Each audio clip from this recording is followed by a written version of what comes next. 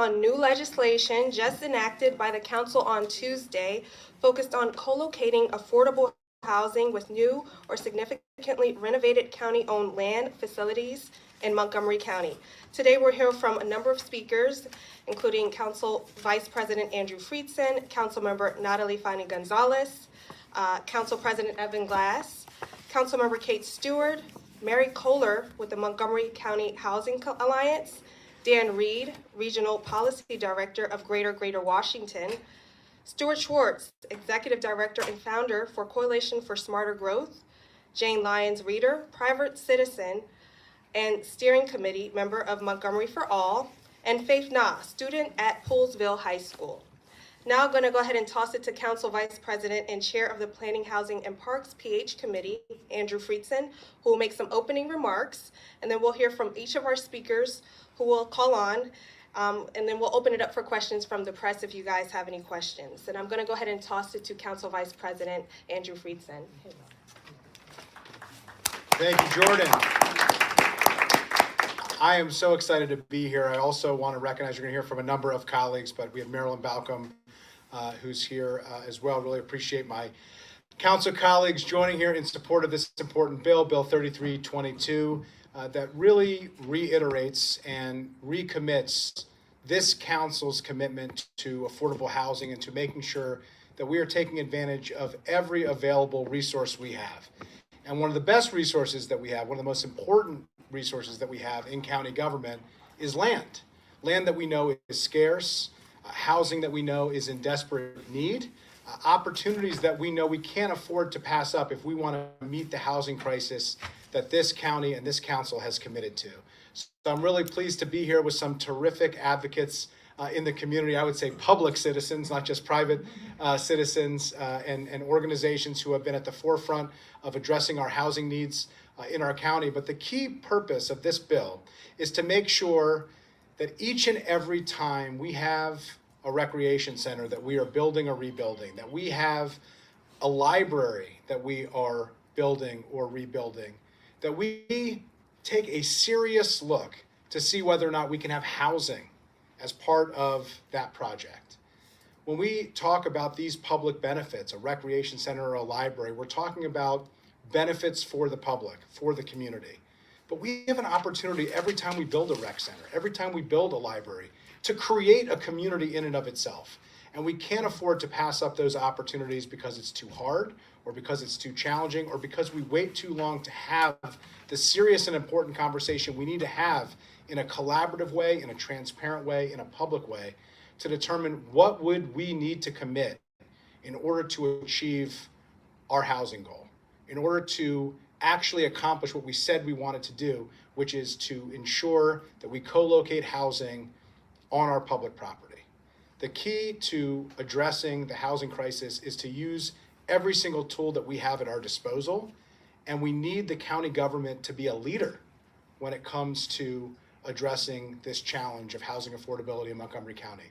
This bill is one part of that solution. I'm really pleased. I think it has the most co-sponsors of any bill ever before the county council. We introduced it in the last council and just recently approved it this week in this council, and it has overwhelming support from both the prior council and this current council. I'm proud of the fact that we finally got it across the finish line and pleased with the fact that we were able to work collaboratively with the executive branch in order to come up with a process that will bring the council early enough in to make a difference, that will provide transparency and accountability, that we can have this public conversation to make sure that we're actually following through on our stated goals and our stated objectives, and that we are moving the needle and moving the ball forward when it comes to making a meaningful dent in our housing challenges. So with that, really pleased to be here today, thankful to all of my colleagues, thankful to all of you, and really pleased to be able to take one additional step forward in addressing the housing crisis in Montgomery County. Thank you. Thank you, Council Vice President Friedson. Up next, we'll hear remarks from Councilmember Natalie Fani Gonzalez, who's also a part of the Planning, Housing, and Parks Committee. Good afternoon. My name is Natalie Fani Gonzalez, and I'm so happy to be here, not because we're talking about affordable housing, but we're talking about building more deeply affordable housing. We're talking about the need of using our county resources to elaborate and make sure that we have, libraries and housing at the same site, and using our own county land to be more deeply affordable housing. Housing that will impact people who are making $30,000-$40,000 a year, but who have the right to live in this county that is so expensive, but it offers quality of life as long as they live here.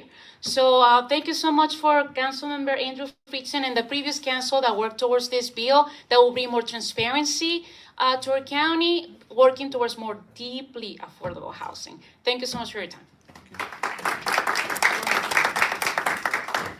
Thank you, Councilmember Fanny Gonzalez. Up next, we'll hear remarks from Council President Evan Glass.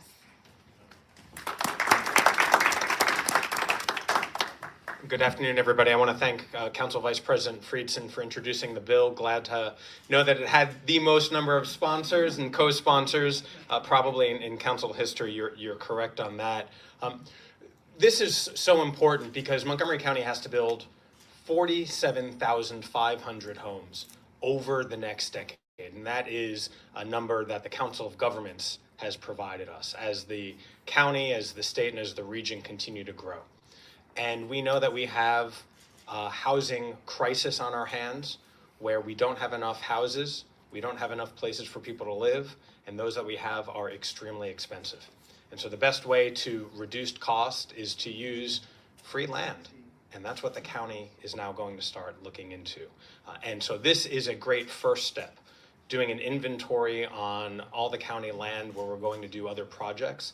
But the onus is on all of us to make sure we use that information and actually build apartments and townhomes or whatever other types of housing units are needed on those properties. The information is important, the assessment, the inventory is good, but then we have to turn our information into action, and we actually have to build the housing on those properties. So I look forward to continuing that work. This is just the first step, but thank you for getting us going.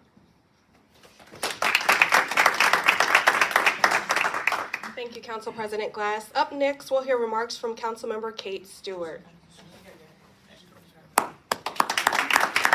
Thank you. And I'm actually going to ask my colleague, Councilmember Marilyn Balcom, who has to leave in a moment, but we're going to do this together. So thank you for being here today. Thank you to Councilmember Friedson for doing this. I'm glad to be here today because I represent District 4 in Montgomery County. As we learned last week, District 4 is the densest part of the county, and we have the most renters. So when we're talking about increasing housing, particularly in my district, we have to get real creative. And that means this bill is going to help us identify locations where we can have more affordable housing, and as my colleague said, deeply affordable housing. The other thing we know, and I know this as being mayor in Tacoma Park, is that it's one thing to have affordable housing, but making sure people can afford the community they live in. That's making sure that they can access resources like libraries, recreation centers, and other things is also part of not just making sure we have affordable housing, but we have affordable communities. And this work we're doing right here is advancing that work as well. So I just want to thank you all for coming today and thank my colleagues for doing this bill. Thank you. Thank you. I need to rush out, and I didn't think I was going to be able to speak, but this is the fastest I've ever seen four elected officials speak, so I had time. So thank you. And I just wanted to piggyback on Councilmember Stewart. We do represent both extremes of the county in terms of our geography. I'm in District 2, and I think this is a great opportunity to really look at how the county can put skin in the game in terms of really creating affordable housing, deeply affordable housing, as Councilmember Fanny Gonzalez stated. So I'm really looking forward to working with the county executive as these projects come online and really making sure that we do make a difference. So I was very pleased to be on the bill and to support the bill. So thank you so much, and thank you for being here. Thank you all for the work that you've done to get this across the finish line. Thanks. Great, thank you so much, council members. Now we'll hear remarks from Mary Kohler with the Montgomery Housing Alliance. Mary? Good afternoon. I'm here speaking today on behalf of Montgomery Housing Alliance, which is a countywide coalition of affordable housing providers and advocates across the housing continuum. Bill 3322 is an important step toward addressing serious housing need in Montgomery County, and we commend the council for unanimously passing the bill on Tuesday. Housing issues, both rental and homeownership, have been and remain one of the county's most persistent and complex challenges. The need is real and significant. Half of Montgomery County households are housing cost burdened, paying more than 30% of their income toward housing costs. What's more, over 20,000 renter households in the county pay more than half of their incomes toward rent. Every day, these families must make impossible choices between paying for housing and paying for other critical priorities, such as education, healthcare, and reliable transportation. We also face significant challenges ensuring affordable and equitable homeownership options. In Montgomery County, we have a 32% gap between white households who own their homes and Black and African American households who own their homes. That gap is bigger than the national average. We also face a 26% gap between white households who own their own homes and Latino households who own their homes. We know that low-income households and communities of color are especially impacted by lack of access to affordable housing, making efforts to increase the supply not simply a matter of economic growth, but also one of equity. To address these challenges and to accommodate existing county residents and meet the needs of our growing population, we must produce a significant increase in units each year over the next decade. While we have made important strides on housing issues over the past few years, at the current rate of production, we are not on track to meet that goal. The challenge is complex, and we need myriad diverse tools to meet it. Co-locating affordable housing with planned county capital projects is one such important tool, and will help us to achieve the maximum public benefit from public land. Again, we commend the council for taking this action. We hope that this step, along with robust funding and other inclusive policies that foster development of high-quality, affordable homes across the entire continuum of housing in all communities, will help make real progress toward addressing the racial and economic inequities that persist in the county. Thank you. Thank you, Mary. Up next, we'll hear remarks from Dan Reed with the Regional Policy Director of Greater Washington.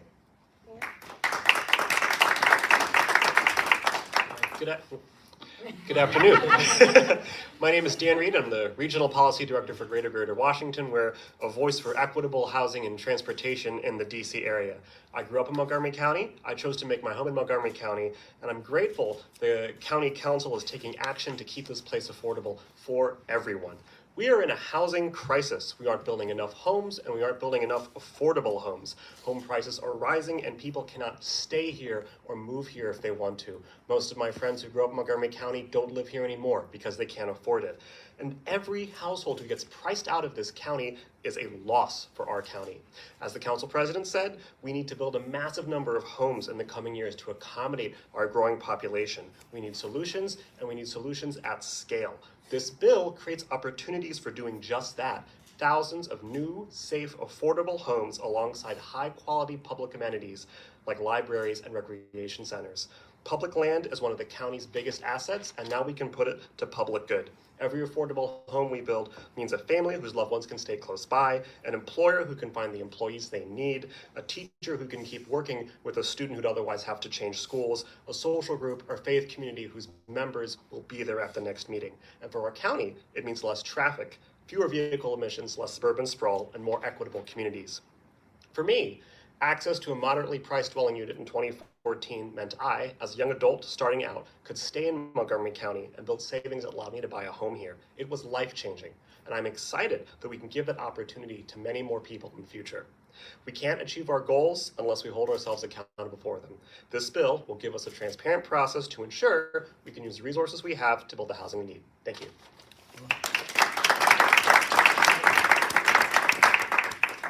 Thank you so much, Dan. Up next, we'll hear remarks from Stuart Schwartz, Executive Director and Founder for Coalition for Smarter Growth. Thank you. I concur completely. But I do still have a couple words to say. First of all, thank you, Council Vice President Friedson, and all the council members who co-sponsored Bill 3322. and who are here today. CSG is the leading organization in the region, founded 25 years ago, promoting walkable, bikeable, inclusive, transit-oriented communities as the most sustainable and equitable way for our region to grow. We've actually been involved with public land for public good from our earliest founding, when I first pulled open our report by our founders on putting more housing on the government center parking lots in Fairfax County, that other place across the river. They are actually doing that today. They're on their second project related to doing that. So it took a while. Hopefully this will move much faster. We've also supported public land for public good in Alexandria. The fire station there has affordable housing, 60 plus units of affordable housing above it in Potomac Yard. We wrote a report called Public Land for Public Good in DC, where we got the city to commit to 30% of their units in public land disposition deals to be affordable, and deeply affordable at 50% and 30% of area median income. Public land is so important because you can write down the cost of the land, which is a big cost in affordable housing, so you can provide the deeply affordable housing that is possible on those sites. Unfortunately, in DC, we lost a fight over the Tenley Town Library. And then when Jane was with us on our team, Jane Lyons, who will speak after me, and we heard about the Chevy Chase Library, we're shocked to find there wasn't a proposal to have affordable housing with it.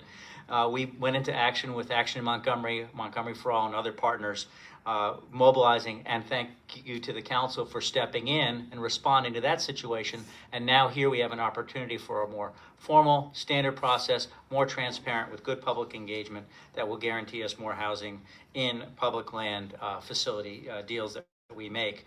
I'm going to turn over the mic now to Jane Lyons, formerly of the Coalition for Smarter Growth, who's going to talk about our Montgomery for All group and all that she knows as a local resident of Montgomery County. Thank you, Jane.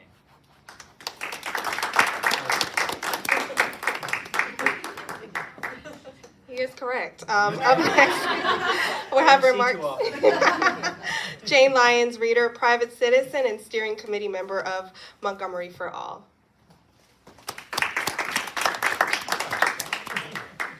Good afternoon, and thank you very much for both of those introductions and for having me here today and for approving Bill 3322. My name is Jane Lyons Rader. I'm a renter in downtown Silver Spring, and as was said, a steering committee member of Montgomery for All, the membership-based grassroots offshoot group of Coalition for Smarter Growth. And we've been engaging around this issue, especially as it related to the Chevy Chase Library. And really excited to see this bill as a step in the right direction, because right now there could be hundreds of people living above public facilities, above libraries and police stations and firehouses and community centers. Above almost every public facility in this county, there is a lost opportunity. And so instead, families are paying more than they can afford for their homes. As the council heard on Monday, there's, I believe, over 30,000 people on the waiting list for the Housing Opportunities Commission. And so many people are forced to look further and further out and outside of Montgomery County and live in places that they can afford, but that are very far away from jobs, from resources, amenities, transit, and other opportunities. And as Dan said, we've really lost something because of this. We lose having communities that are richer for the diversity that different types of housing at different price points brings. And so I'm glad that we're taking this step in the right direction. With this, we're saying yes to the people who will live in this affordable housing that will be built in the future, and saying, yes, we want you to live here. We want you to be a part of our community. You bring value. So I recognize that this alone will not necessarily get that affordable housing built, but it is one part of the puzzle. So we need the council to continue to say yes to affordable housing and to funding it. We need the advocacy community to continue to rally around affordable housing and to hold all of the actors that are a part of that accountable. And we also need neighbors to say yes to more neighbors. Those neighbors are economic activity. They support our economy through their work, through their patronage of local businesses, through their tax dollars. But they're also more than that. Neighbors are our support systems, our community, our babysitters, our faith leaders, and family and friends. And so we're all stronger when we say yes to having those people in our communities and saying yes to affordable housing. Thank you very much.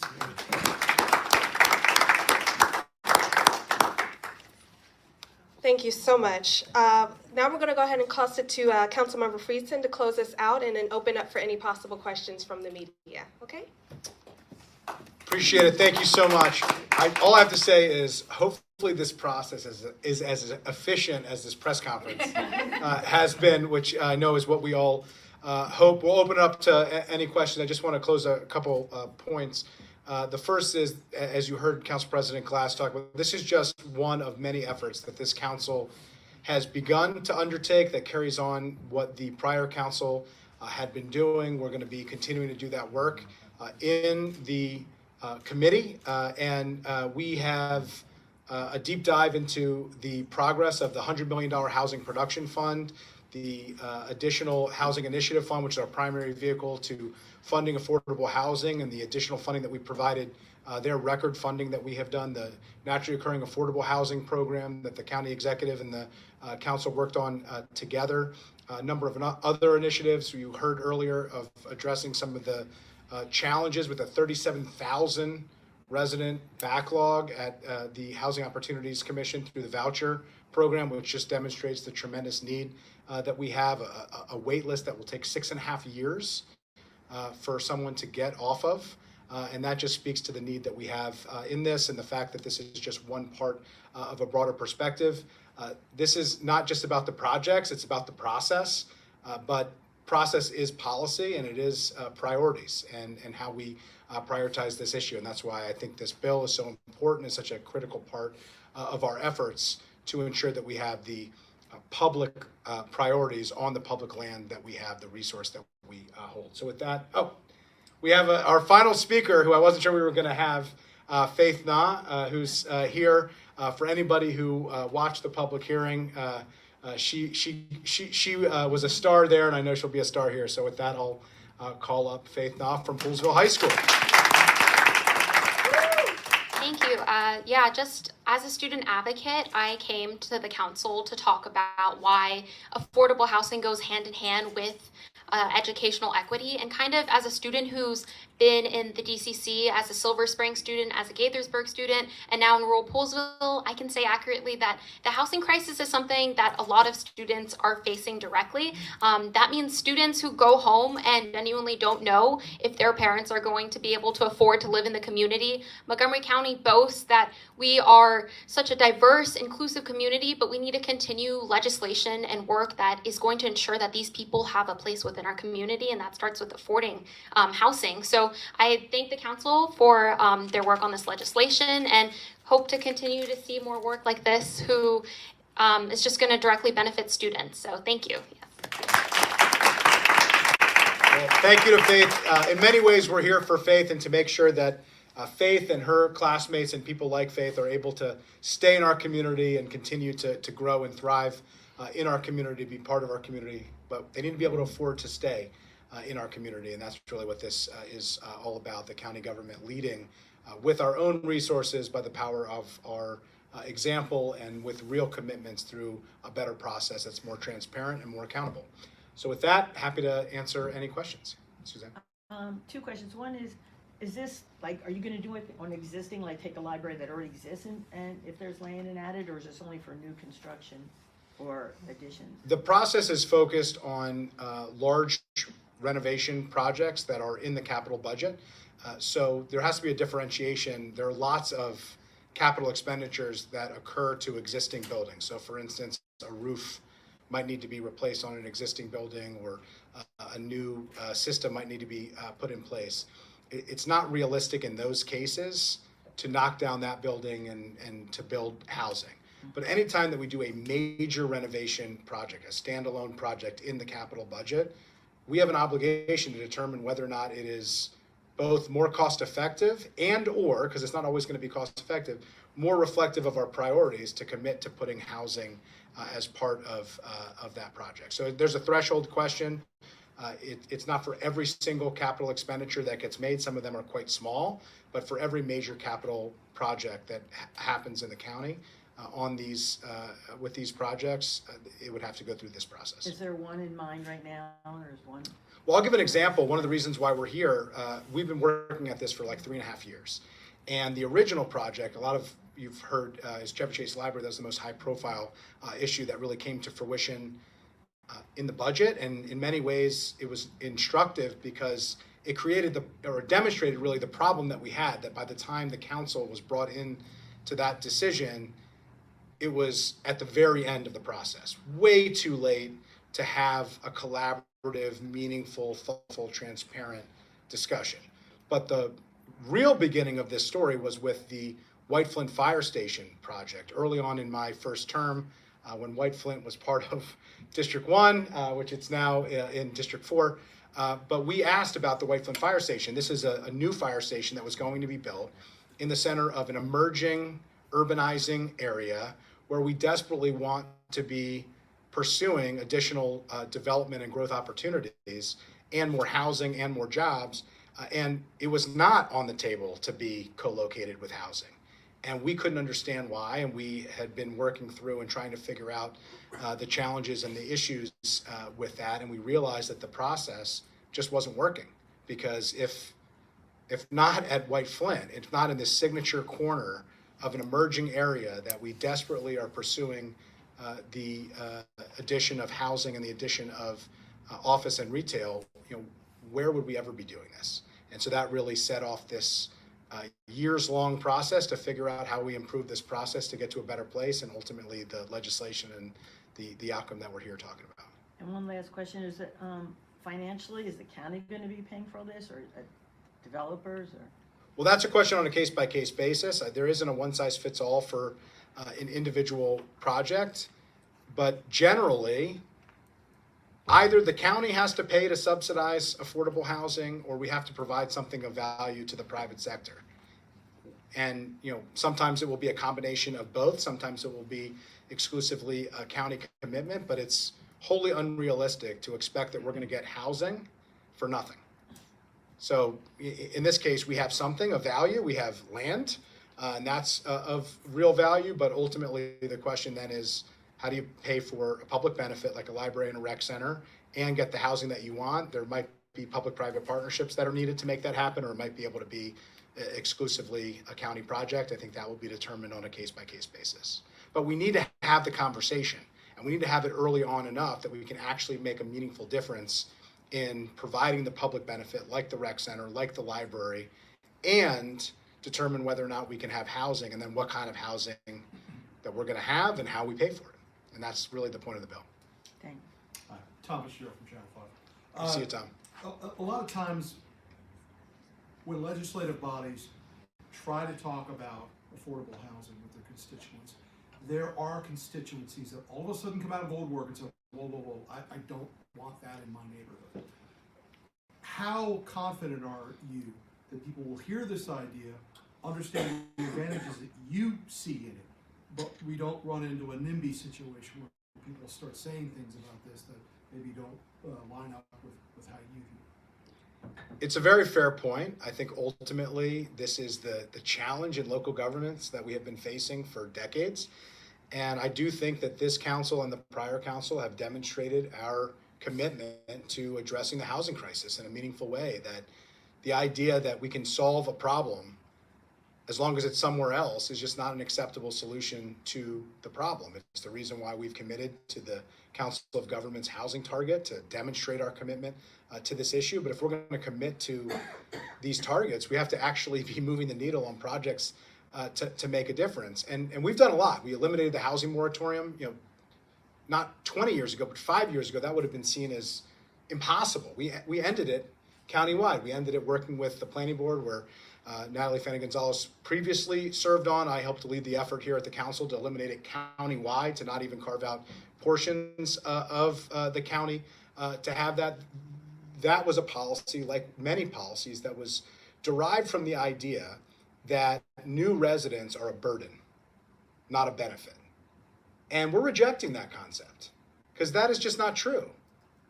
New residents are a benefit to the community. New housing is part of the infrastructure of what makes communities what they are. We only survive as a county with the tax base and the quality of life that we want if we are welcoming in new residents with regularity. And so I think that mentality is changing, and I'm confident that this council and as the prior council did, is going to continue to move the ball forward on it. If I could just ask one more. The District of Columbia has entered into an approach the last couple of years that they are looking to place homeless shelters on properties adjacent to police stations. Would this be exclusively for affordable housing, or would you look to use some of that land to address the homelessness issue? Well, we just did build a new homeless shelter, a beautiful state-of-the-art one, actually right by where the future White Flint Fire Station is going to be in North Bethesda. This doesn't close the door on anything, but it puts housing at the forefront as a discussion point. So there could be an opportunity where a future project has the idea of a homeless shelter, for instance, which we need.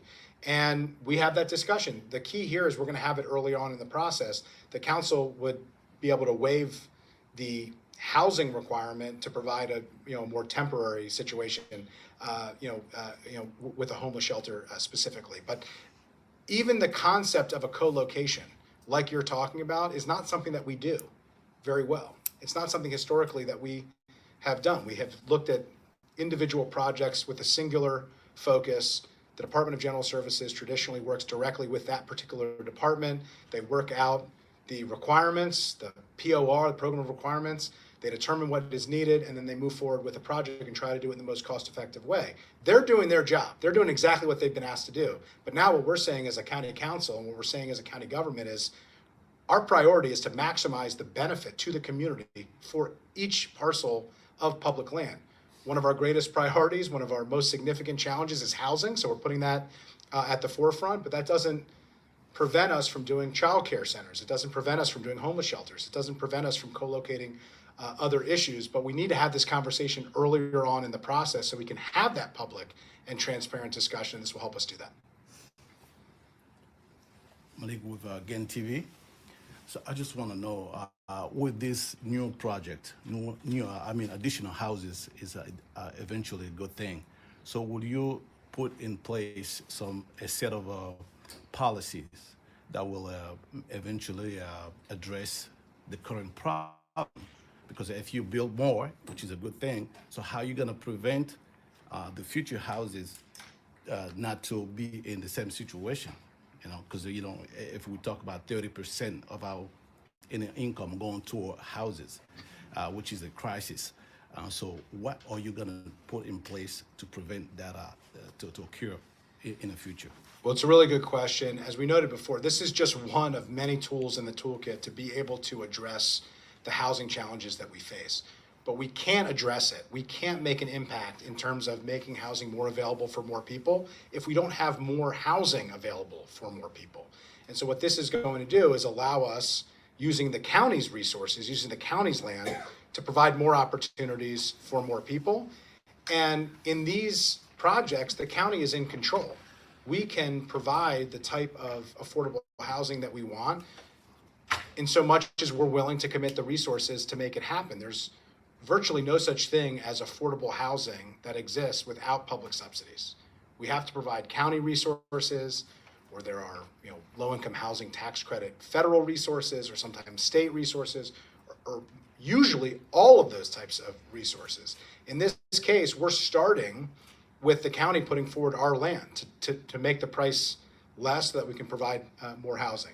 There are lots of other opportunities that we need to be pursuing. I mentioned the Housing Production Fund. That's the Housing Opportunity Commission, or public housing agency.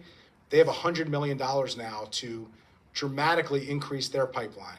Those are all social housing projects. Those projects are mixed income, minimum of 30% affordable, significant amount of deeply affordable as well as a basis.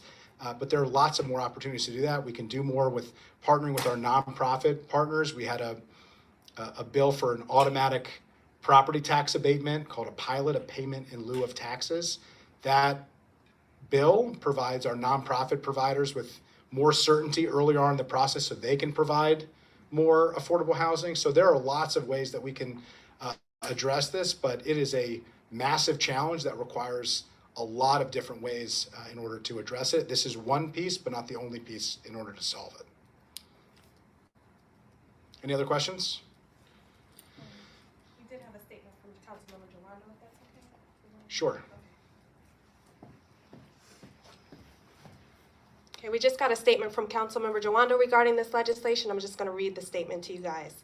He says, as co-sponsor of this legislation, he's pleased the council passed Bill 3322 to require an affordable housing feasibility study for county projects. He appreciates the work of his colleagues on the Planning, Housing, and Parks Committee to formalize the required study with clear expectations. The lack of affordable housing impacts our community, he says, as an economic, social, and racial justice issue. He says we must leverage county assets to address housing and build more opportunities for all residents to have access to quality housing, walkable amenities, and safe communities. Again, this is from Councilmember Jawando. And I'll toss it back to Council Vice President Friedson for any additional remarks. Unless there are any questions, I'm sure all of us are happy to answer questions one-on-one or provide any sound bites, but just wanted to express my appreciation for everybody joining us today, and to all my council colleagues and all of the advocates who have weighed in. We have a terrific group here who represent a huge coalition of interested groups that have participated. So Mary and Dan and Stuart and Jane, really appreciate all of your efforts and all of your advocacy. And I did want to give a shout out to the communications team, and also to Cindy and Mary and Angie and the rest of our team for their work as well. So thank you very much.